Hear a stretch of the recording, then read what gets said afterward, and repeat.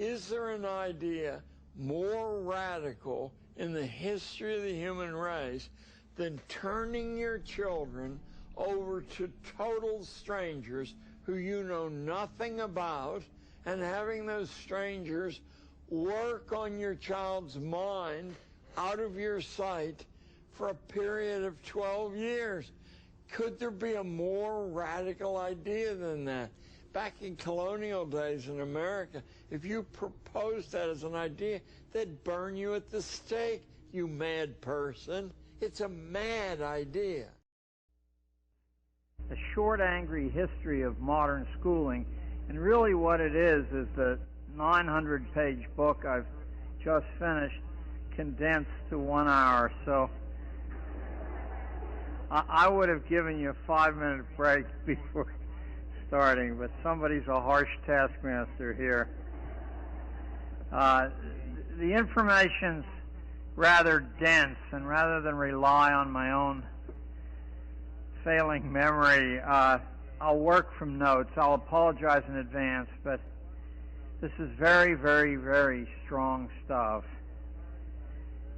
Mass schooling of the young by force is a creation of the 4 great coal powers of the 19th century: Germany, England, France, and the United States. Its final conception, structure, and later development arises from the logic that fossil fuel used in conjunction with machinery imposes on society. This reality is masked by an earlier anticipation of mass schooling in certain utopian and religious writings about social order and human nature. But make no mistake, in the Western world there was never any such animal as mass schooling until coal came along paired with machinery. You shouldn't be fooled any more than Charles Francis Adams was when he observed in 1880 that what was being fashioned for children, unfortunate enough to be caught in the proposed school net, which hadn't happened up to then, combined the characteristics of the cotton mill, said Adams, and the railroad with those of a state prison.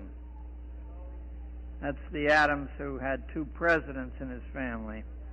After the Civil War, certain utopian speculations about isolating children in compounds and subjecting them to deliberate molding routines began to be discussed seriously by the policy-making managers of business, government, and university life. These discussions were inspired by the potential for centralized mass production made possible by coal-driven machinery, railroad development that was also dependent on coal, and startling new inventions like the telegraph. The principal motivation for this revolution in family and community life wasn't only greed for money, although that was there, but also the philosophical conviction which approached a religion in its intensity that early indoctrination would lead to an orderly, scientific society led by the best people, unhampered by the democratic tradition or American libertarian attitudes. Forced schooling was the prescription to make the bulk of the population alike, dependent on remote authority, not local authority, for allocation to one or another station in the economy. No more Ben Franklins, no more Tom Edisons were going to be allowed. Individuals would be prevented from taking up their lives until an advanced age. During the post-Civil War period, childhood was extended about 4 years. In the late 19th century, a special concept was invented to lock older children in place. It was called adolescence, and that was a phenomenon unknown to the human race before that time. And the infantilization of young people did not stop at the end of the 19th century, but it continued right on through the 20th. Child labor laws were extended to cover more and more occupations. The permissible age of leaving school became higher and higher. The number of occupations not demanding schooling became fewer and fewer. You notice I use the term schooling and not education. By the 1970s, it was not unusual to find graduate students well into their 30s. From the start, there was a purpose behind schooling, which had nothing to do with what parents, kids, or communities wanted, but concentrated on what a highly centralized economy and a strong political state was thought to need. What that was can be seen from this excerpt from a speech Woodrow Wilson made to businessmen in 1914. I'm quoting Wilson without changing a word. We want one class of persons to have a liberal education, and we want another class, a very, very much larger class of necessity, to forego the privilege of a liberal education and fit themselves to perform specific, difficult manual tasks. By 1917, the major administrative jobs across America in schooling were under the control of a group of interests referred to in the press as the Education Trust. That term vanishes somewhere in the middle 1930s, but it's quite common in the newspapers of the teens and the 20s. At the first meeting of the Education Trust, the attendees included representatives of Rockefeller, Carnegie, Harvard, Stanford, the University of Chicago, and the National Education Association. The chief end of the new education, wrote Benjamin Kidd in 1918, was to, I'm quoting, impose on the young the ideal of subordination. The primary target of the first 30 years of forced schooling was the tradition of independent livelihoods in America. Students were to learn to think of themselves as employees competing with one another for the favor of the boss, not as entrepreneurs like Ben Franklin competing to serve the public. It was believed that only in this way could the menace of overproduction in America be contained. You'd have to, ladies and gentlemen, read into the primary sources, as I've spent years reading, to see how often the term overproduction emerges in these discussions of businessmen between 1880 and 1910. They were terrified that the early tradition of America, that people worked for themselves, would continue, and that this would make it impossible for large central corporations to get financing to work. Since their machinery cost so much money, who would constantly replace that machinery if at any moment the peril of thousands of people opening small competing interests were a loss? So it had to be put to death. In 1919, Arthur Calhoun's Social History of the Family informed the nation that the child was passing from the family, I'm quoting now, into the custody of community experts. And he offered a significant prophecy that we could expect in time to see a system of public education, quote, designed to check the mating of the unfit. In 1922, Mayor Hylan of New York City, alluding specifically to actions in schools of the Rockefeller Foundation and other corporate interests, said in a public speech that the schools had been seized as an octopus would seize its prey by, quote, an invisible government. You'll find that reference in Diane Ravitch's book, The Great School Wars. Be good now, later. The 1920s were a boom period for forced schooling as well as for the stock market. A book called A Sociological Philosophy of Education, published in 1928, claimed it is the business of teachers to run not merely the school, but the world. In 1929, the famous creator of educational psychology, Edward Thorndike of Columbia Teachers College, announced, I'm quoting, "Academic subjects are of little value." His colleague at Teachers College, William Kirkpatrick, boasted in his book, Education and the Social Crisis, that the whole traditional system of rearing the young was being made over by experts. Meanwhile, in the project offices of an important employer of those experts, the Rockefeller Foundation, executives were hearing from its president, Max Mason, on April the 11th, 1933. Don't say that I'm not giving you very specific references that can't be checked.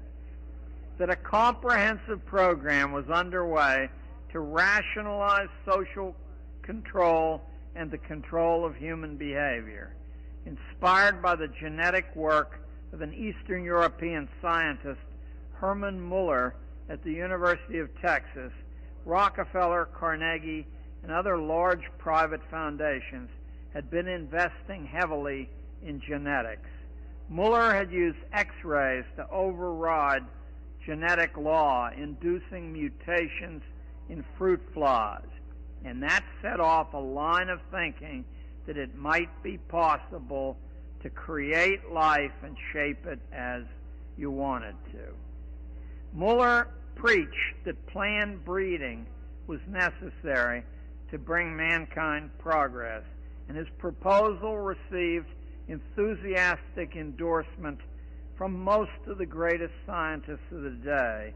He reduced it to a 1,500-word geneticist manifesto, and 22 distinguished American and British biologists signed it.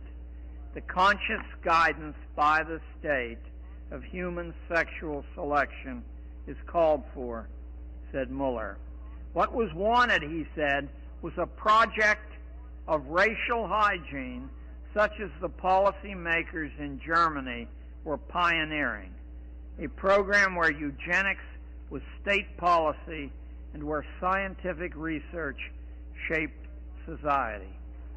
A February 1934 progress report from the Rockefeller endowments asked the question, can we develop so sound and extensive a genetics that we can hope to breed in the future superior men? Just a few months before this report appeared, the executive director of the National Education Association announced that his organization expected, I'm quoting directly now, to accomplish by education what dictators in Europe are seeking to do by compulsion and force. You can't get it much clearer than that, can you? Between 1967 and 1974, teacher training all over the United States was covertly revamped through the coordinated efforts of a small number of private foundations, think tanks, global corporations, universities, and several other interests working through the United States Office of Education and through key state ed departments like those in California or New York. The most important documents in this transformation were three, and I'm going to name them for you. Bloom's Taxonomy of Educational Objectives was the first. An extensive government exercise in futurology called Designing Education for the Future was the second, and the Behavioral Teacher Education Project was the third. That was an enormous manual of over 1,000 pages, which in time impacted on every school in the United States. While other documents exist, these are the most important representatives of the whole. They'll serve to make clear to you what project is underway, and I'll take them one by one. Designing Education, produced by the Federal Education Department, redefined education after the Prussian fashion as, quote, a means to achieve important economic and social goals of a national character. State education agencies would henceforth act as on-site federal enforcers, ensuring compliance of local schools with Washington directives. It proclaimed that each state education department, quote, must be an agent of change. State departments were, quote, to lose their identity as well as their authority in order to form a partnership with the federal government. Now, I think you and I both are aware that what we're talking about here is a form of treason. There is no mention whatsoever in any of the founding documents of this country of federal involvement in education. That's not just an academic thing. It was deliberately kept away from the central political power because of the obvious chance to pervert it if it were handed to the power that controlled the Army. The second document, the gigantic Behavioral Teacher Education Project, outlined the teaching reforms to be forced on America after 1967. So we're talking about 31 years ago. If you ever want to hunt this thing down, it bears the U.S. Office of Education contract number, and I can give it to anyone afterwards. I have it here, but I won't bother to read the 44 digits. The document sets out clearly the intention of its creators, nothing less, I'm quoting from the document now, than the impersonal manipulation through schooling of a future America in which few will be able to maintain control over their opinions. An America in which each individual receives at birth a multi-purpose identification number which enables employers and other controllers, that's a direct quote from the document, to keep track of underlings and to expose them to direct or subliminal influence when necessary. Readers learned that chemical experimentation on minors would be normal procedure in the post-1967 world. That is surely a pointed foreshadowing of the massive Ritalin interventions which accompany the practice of forced schooling at present.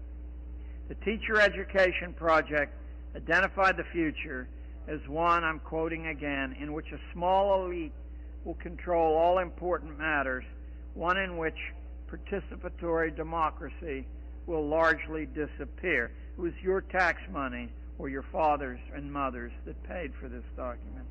Children will be made to see through school experience that their classmates, this is a very subtle point, so I'll start that again. Children will be made to see through school experience that their classmates are so irresponsible and inadequate that they must be controlled and regulated for society's good. That's of a category, I think, equivalent to the wag your dog scenario that I think we're going through right now.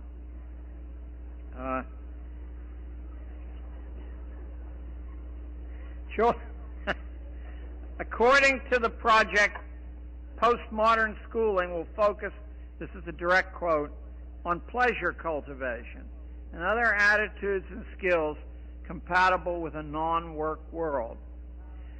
Notice how the tremendous rise in school violence and general school chaos in the late 1960s can be seen as providing a reasonable justification for the sharp constriction of traditional intellectual schooling.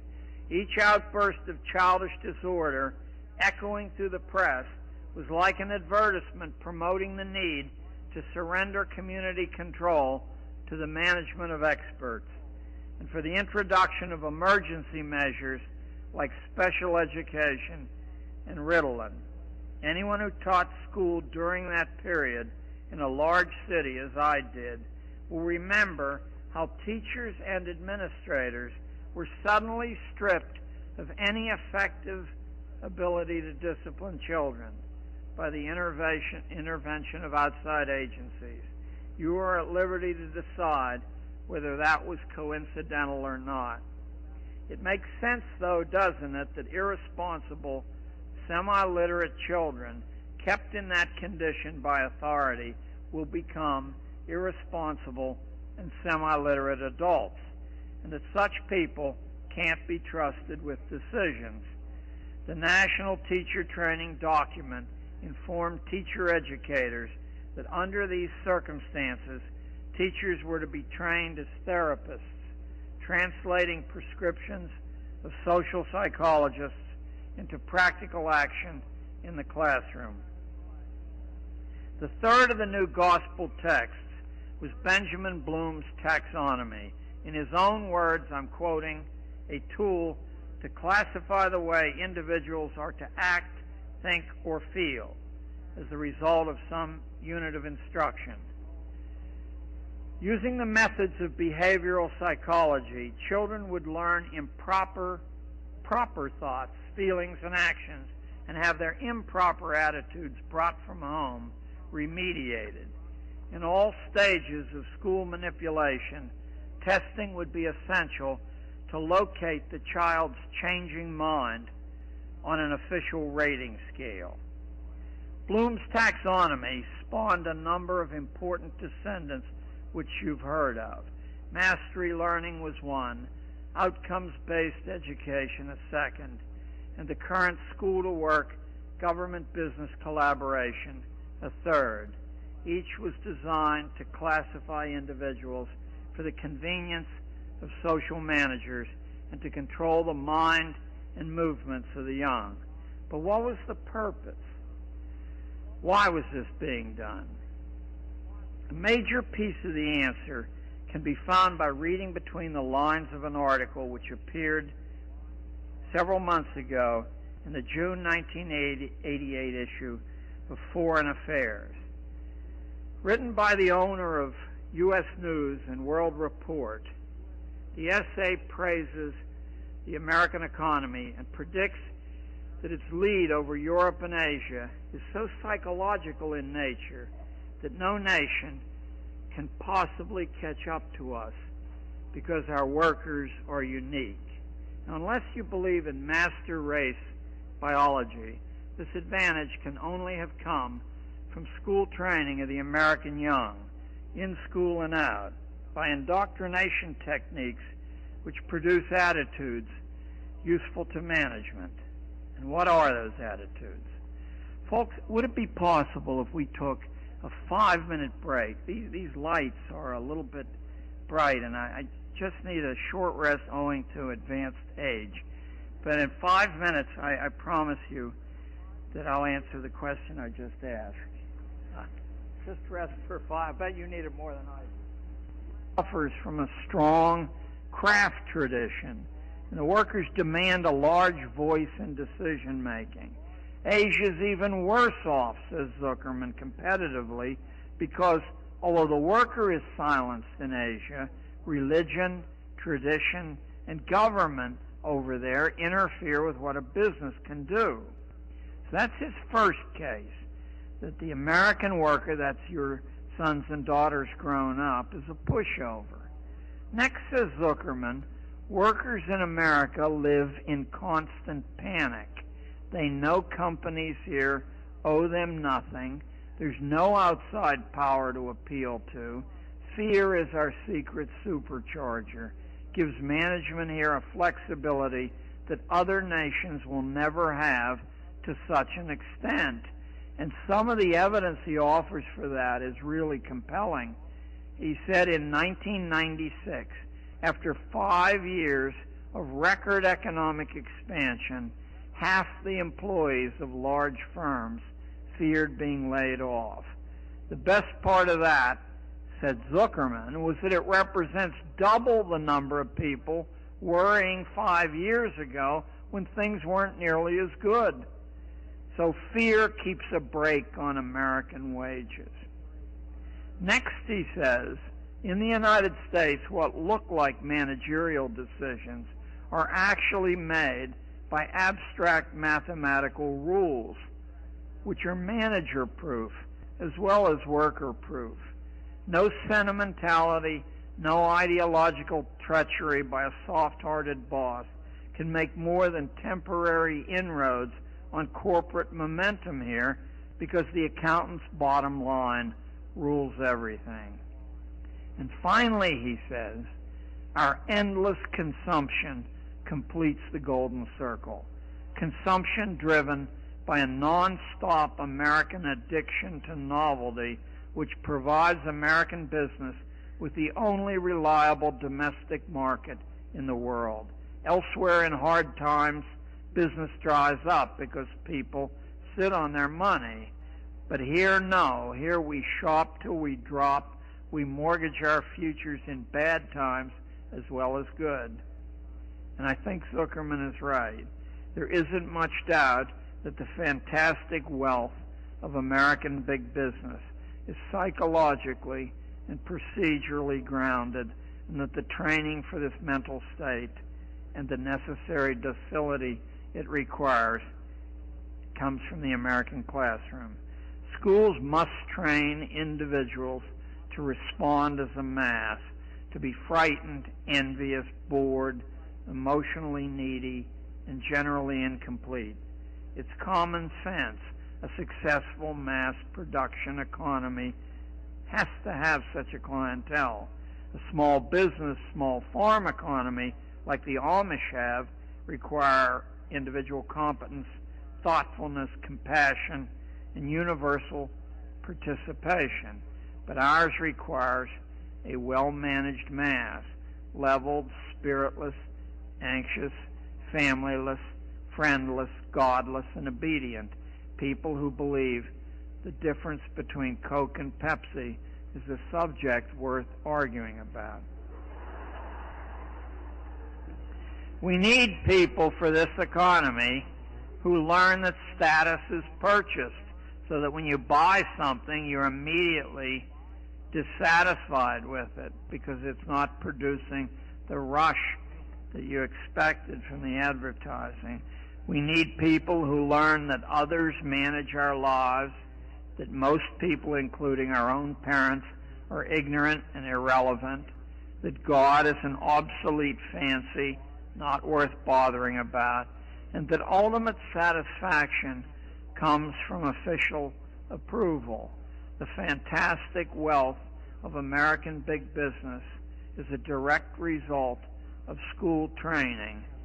Schools training children to be fearful, bored and addicted to novelty, suspicious of themselves and others, and voiceless in important matters. That's what the bells are for. They say, and now for something different. The secret of American schooling is that it doesn't teach the way children learn, as I think Inga represented well to you, nor are schools supposed to. School has been engineered to serve a particular kind of economy and a strictly layered social order, not to benefit kids and families. That's why it has to be compulsory. The prime directive of schooling is to retard maturity and wholeness. School is the first impression children get of organized society, and like most first impressions, it is the lasting one.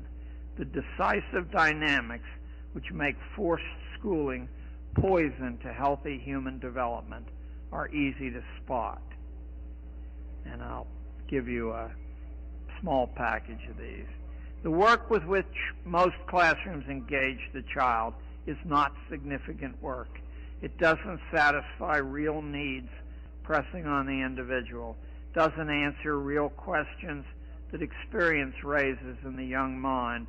It doesn't contribute to solving any problem encountered in actual life.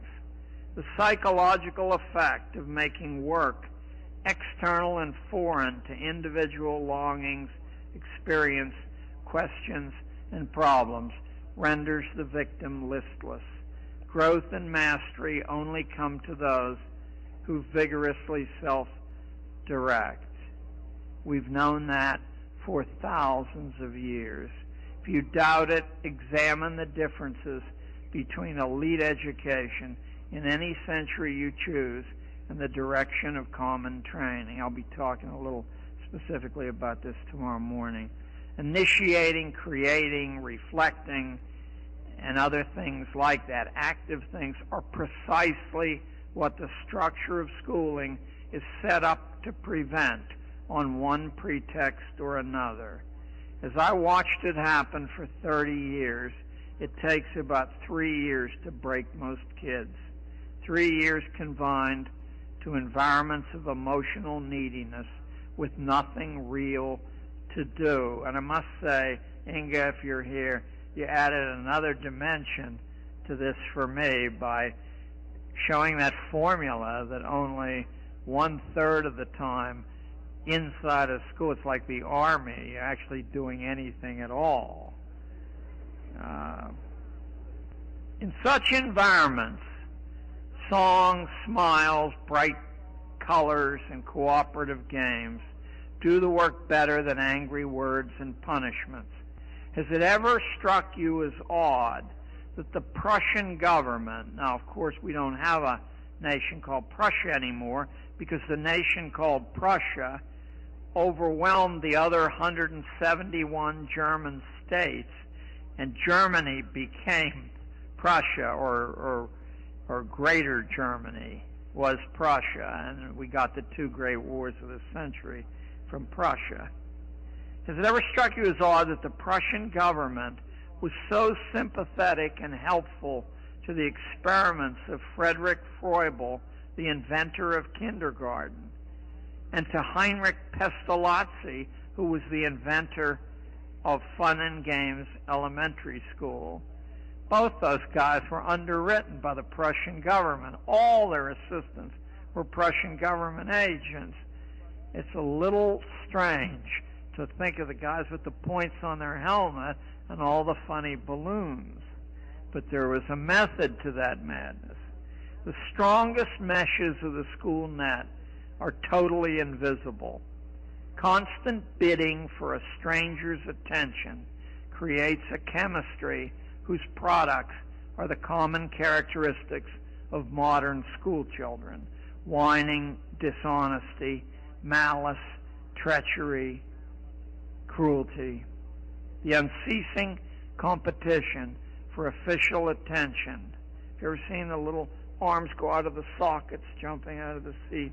In the dramatic fishbowl of a classroom delivers cowardly children, little people sunk in chronic boredom, little people with no apparent purpose for being alive. The procedure is identical to that which causes caged rats to develop eccentric mannerisms when they have to press a bar for food on an aperiodic reinforcement schedule, where food is delivered but at random, but the rat doesn't know that. Much of the bizarre behavior school kids display is a function of the reinforcement schedule and the endless confinement and inactivity which slowly drives children insane. Trapped children, like trapped rats, need close management, as any rat psychologist will tell you. See, I'm more eloquent when I'm seated. And you will be too when you get to be my age and weight. In the first decades of the 20th century, a small group of famous academics, symbolically led by John Dewey and Edward Thorndike of Columbia Teachers College, Elwood Cubberley of Stanford, and a handful of others, together with their corporate and financial allies like J.P. Morgan, Vincent Astor, Commodore Whitney, Andrew Carnegie, and John D. Rockefeller, decided to bend government schooling to the service of business and the political state, as it had been done nearly a century before in Prussia.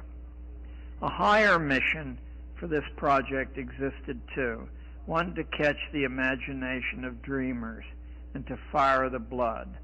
School was to serve as an instrument for managing evolution, establishing the preconditions for selective breeding. In Thorndike's memorable words, and you'll remember Thorndike is the creator of what we call educational psychology. In Thorndike's memorable words, this had to be done quickly before the new industrial masses, quote, take things into their own hands. Standardized testing would eventually be used to separate those fit to breed and fit to work from those unfit. Because of its traditions, however, America was a resistant population on which to experiment. But thanks to the patronage and the interest of various international business people, a group of academic social engineers was able to visit mainland China in the first 3 decades of the 20th century. So someone really ought to make a movie about what I'm going to tell you next, and live there as John Dewey lived in post-revolutionary China for 2 years. In China, these men could test pedagogical theory on a docile and bewildered population which had recently lost its ancient form of governance. Important school superintendents were in on this work, although the general public is in the dark about it to this day. For example, I'd like you to listen to Dr. H.B. Wilson, superintendent of the Topeka schools, writing in his book, which absolutely nobody read or would want to read. It's called Motivation of Schoolwork. He wrote it in 1916, but this one paragraph was worth the agony of reading his whole book. The introduction of the American school into the Orient has broken up 40 centuries of tradition. It has given us a new China and new Japan, and is working marked progress in Turkey and the Philippines. The schools are in a position to determine the lines of progress. The Chinese Revolution was Western-inspired and Western-financed, just as the Russian Revolution soon was to be, and it placed that nation in a favorable state of disintegration for laboratory testing of pedagogical mind alteration technology. Out of this ferment rose a Chinese tracking practice built on the ancient habit of character references, modernized and bureaucratized. It's called in China the Dangan. It is a continuous, lifelong personnel file exposing a student's intimate history from birth through schooling and then through life. The Dangan constitutes a comprehensive overthrow of privacy, and today nobody works in China without a Dangan.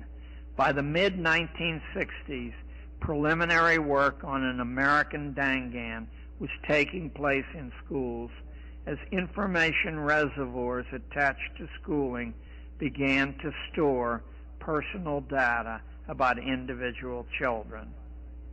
A new class of experts, like Ralph Tyler of the Carnegie Foundation, began to urge the collection of data and its unification in computer code to enhance cross-referencing with all the other data banks.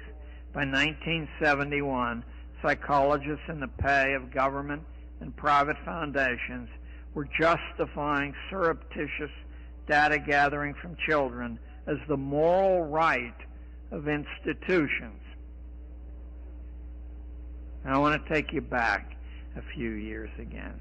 Between 1896 and 1920, a small number of powerful industrialists, together with their private foundations, sponsored university administrators, house experts, and house politicians, spent more money on mass force schooling than the government did. Indeed, Andrew Carnegie and John D. Rockefeller together spent more money than the government did on schooling between 1900 and 1920. In this laissez-faire fashion, a system of modern schooling was constructed without public participation. I don't blame you if you're a little surprised by this data, but as my publisher was quite surprised by it, and when I demonstrated its validity from the documents of the Carnegie Foundation and the Rockefeller Foundation. There are others as well, but those are major players. They wouldn't allow it to be printed. I said, but it was written, and it's in public domain. They said they didn't want the hassle. If you want to know the motives of this project, you need only read the first public mission statement of Rockefeller's General Education Board that was printed in its first report to well-wishers, issued in 1906. And I'm going to read you the first paragraph, and I guarantee you it's utterly unbelievable, and if you have children, this ought to be as chilling as anything you've heard recently. In our dreams, people yield themselves with perfect docility to our molding hands. The present education conventions of intellectual and character education fade from their minds, and unhampered by tradition, we work our own will upon a grateful and responsive folk. Can you believe people actually wrote this and printed it? We shall not try to make these people or any of their children into philosophers or men of learning or men of science. We have not to raise up from them authors, educators, poets, men of letters. We shall not search for artists, painters, musicians, lawyers, doctors, preachers, politicians, statesmen, of which we have an ample supply. The task is simple. We will organize children and teach them in a perfect way the things their fathers and mothers are doing in an imperfect way. The real purpose of modern schooling was announced by Edward Ross of the University of Wisconsin in the same year that was written. Ross is generally considered one of the three founders of the 20th century discipline called sociology. And in a book bluntly called Social Control, Ross wrote, I'll quote directly, "Plans are underway to replace family, church, and community with propaganda, education," he meant schooling, "and mass media. People," he informed his readers, "are only little plastic lumps of dough." Another insider of modern schooling, H. Goddard, chairman of the psychology department at Princeton, called government schooling in 1920, quote, "the perfect organization of the hive," close quote. Goddard wrote that standardized testing was to cause the lower classes to confront their biological inferiority, sort of like wearing a dunce cap. In time, it would discourage their reproduction. By 1971, the U.S. Office of Education, now deeply committed to gaining access to the private lives and thoughts of children, granted contracts for 7 volumes of so-called change agent studies to the Rand Corporation. Change agent training was launched with federal funding under the Education Professions Development Act. Soon, the Change Agent's Guide to Innovation in Education appeared. Grants were then awarded to colleges for the training of change agents, while 6 more Rand manuals were printed and distributed to teacher training courses. In 1989, a senior director of the Mid-Continent Regional Education Laboratory told the 50 governors of the United States assembled in Kansas City for their annual meeting the following. This is a direct quote. Not a word is changed.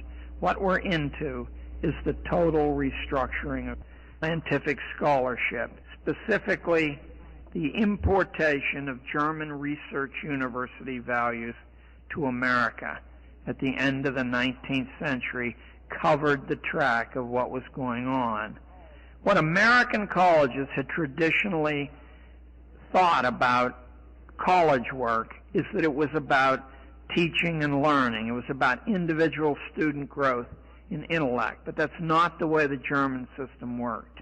What a German research university was about was direct service to corporations and the political state, using students who paid for the right to donate their services free, along with the paid professional academics. In return for demonstrating, a student demonstrating that he or she had trained adequately and was loyal, the German system then reserved jobs and professional licenses for the appropriate graduates.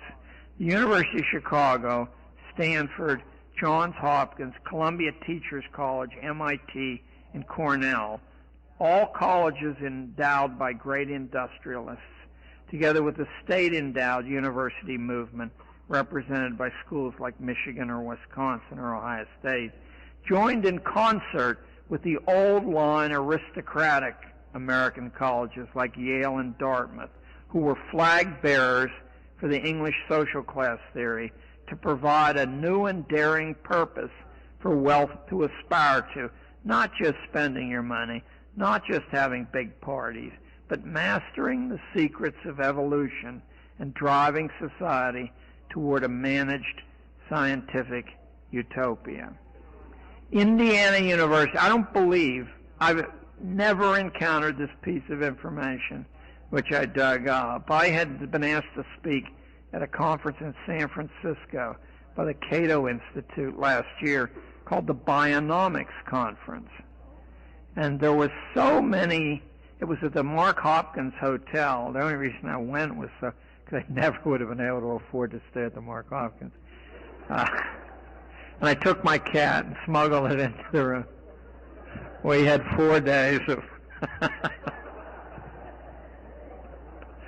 Anyway, there were so many references at this conference to evolution that I said, what is this cockamamie bionomics? And I started to search and hunt, and I stumbled across it, and you're about to get it now, but you and I and the Bionomics Conference people must be the only people in the world who know this.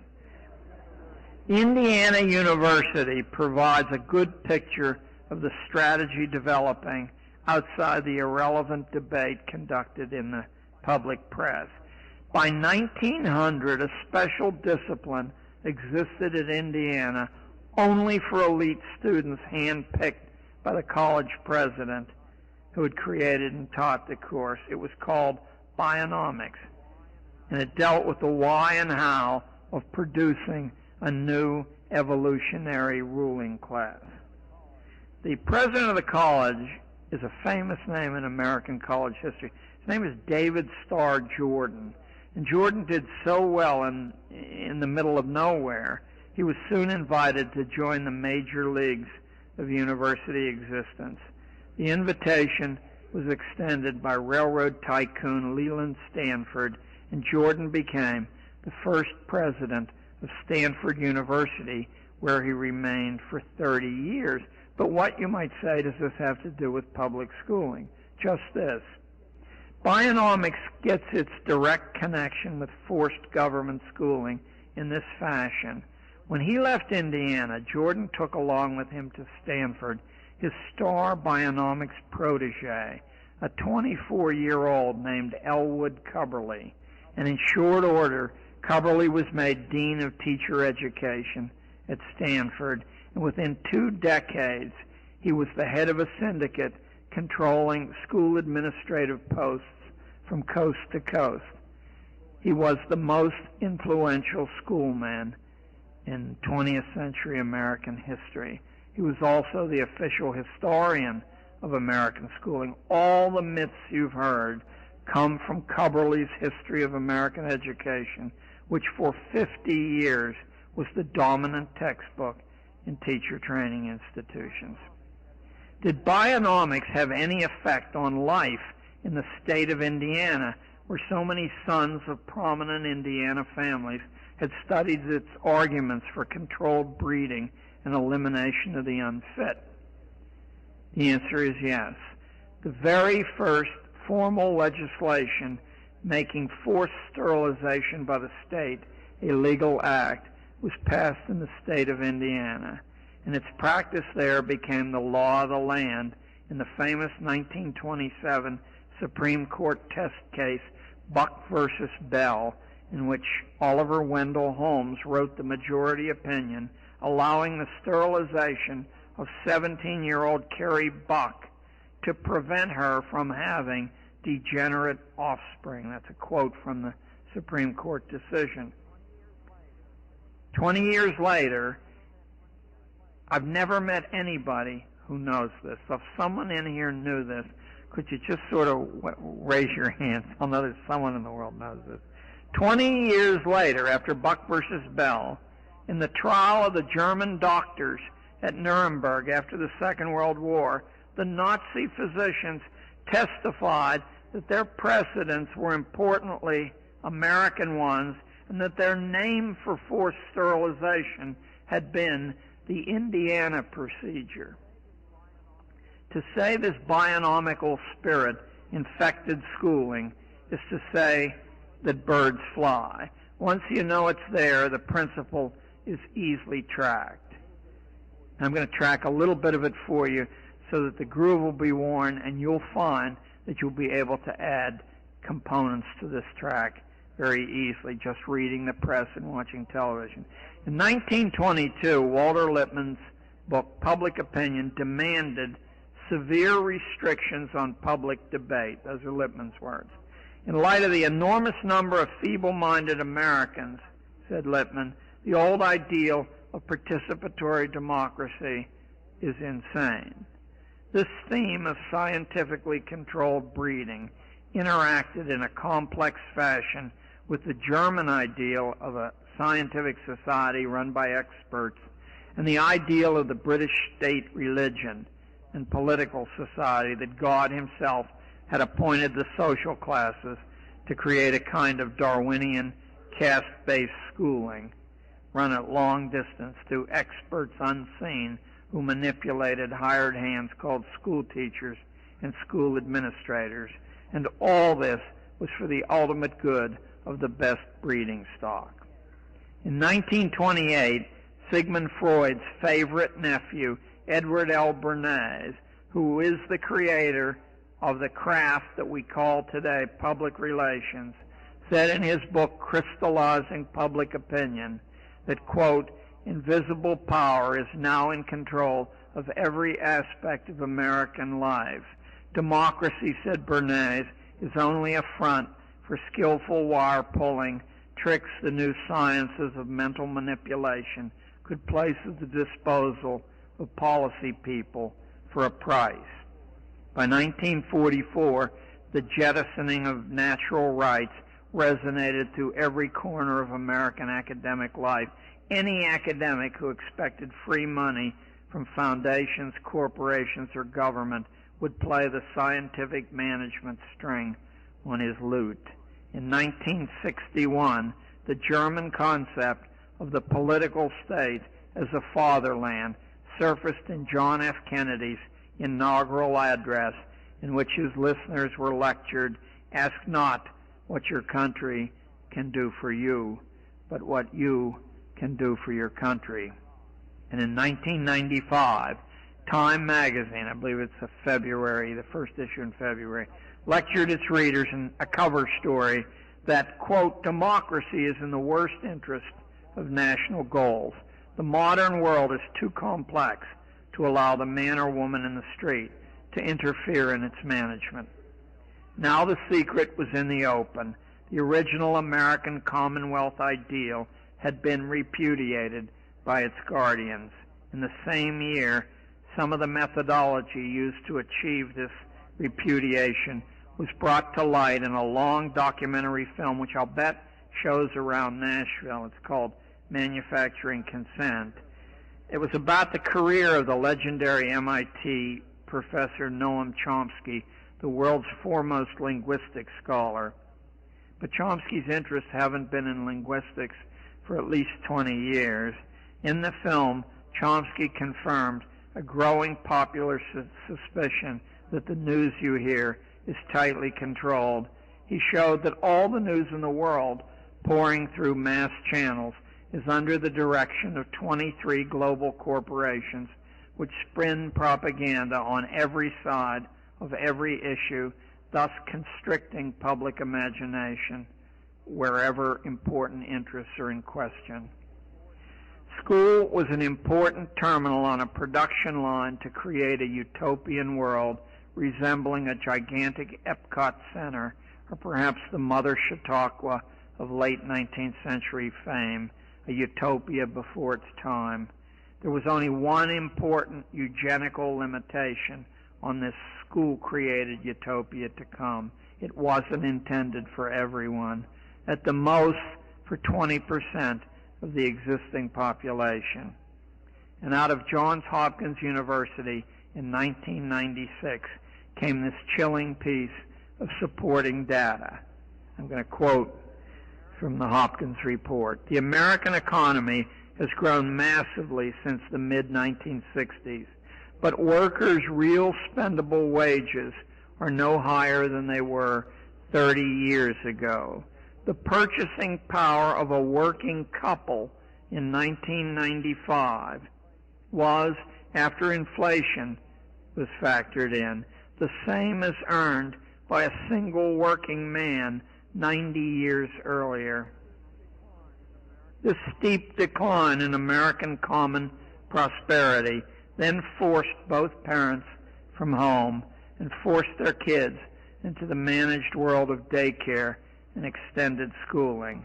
And although you and I have been harangued endlessly, century-long, that enlarging the scope of schooling would cause wealth to be more evenly spread, exactly the reverse has occurred.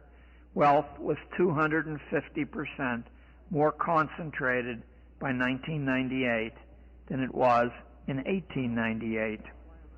I don't mean to be inflammatory, he said, but it's as if government school has made people dumber, not brighter, made families weaker, not stronger, has ruined formal religion with its hard sell exclusion of God, has set the class structure in stone by dividing children into classes and setting them against one another, and has been midwife to an alarming concentration of wealth and power in the hands of a fraction of our national community. Real school reform would have to overthrow a powerful form of mental conditioning which has taken a century to implant. To one degree or another, all of us have been indoctrinated in a variety of ways to believe that the American experiment, which promised ordinary people sovereignty over their own lives, was wrong-headed and childish. Real school reform would have to defeat the belief, learned in school and reinforced through the media, that ordinary people are too stupid, too irresponsible, too childish to be trusted to look out for themselves. When children are encouraged to run wild in school and to become stupid there, this poisonous lesson is hammered home for the rest of us day after day. We've all experienced it. No wonder we all believe it.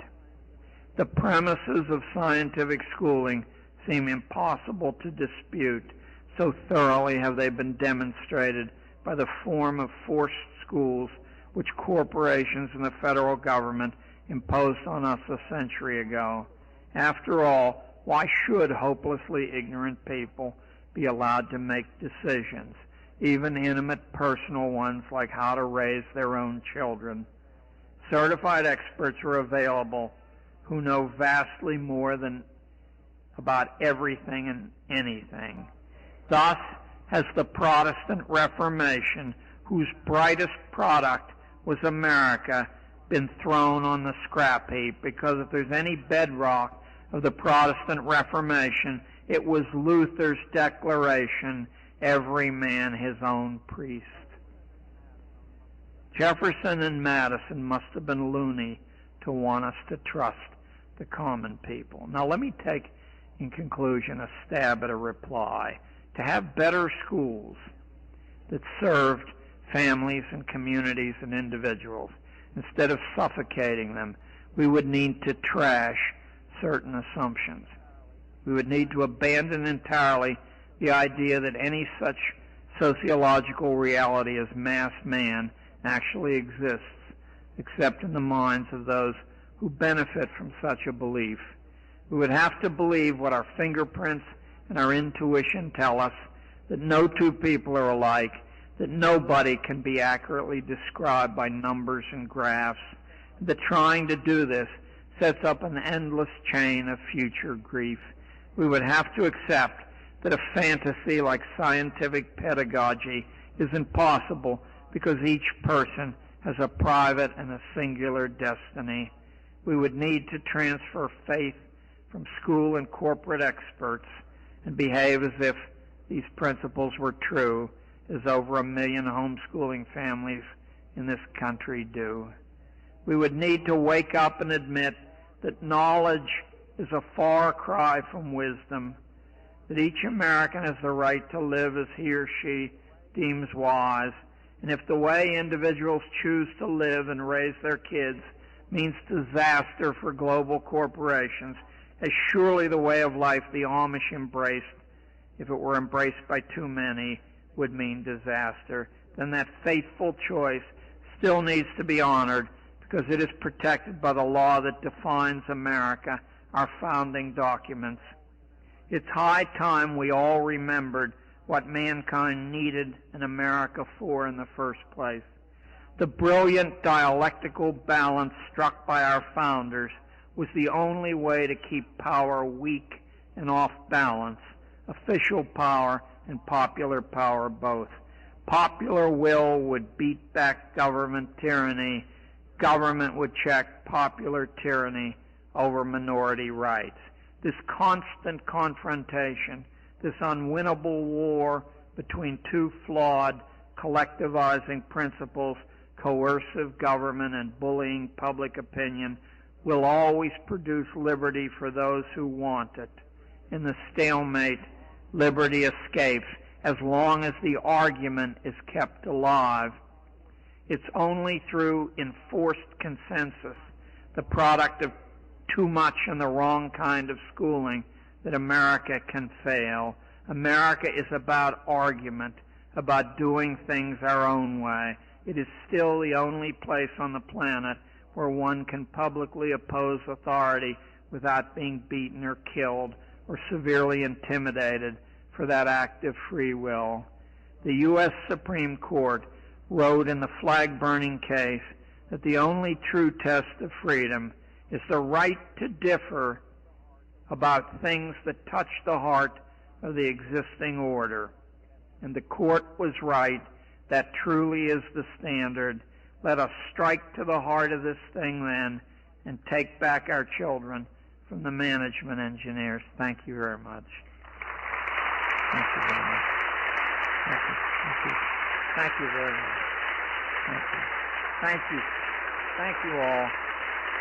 Thank you. God bless you all. Thank you.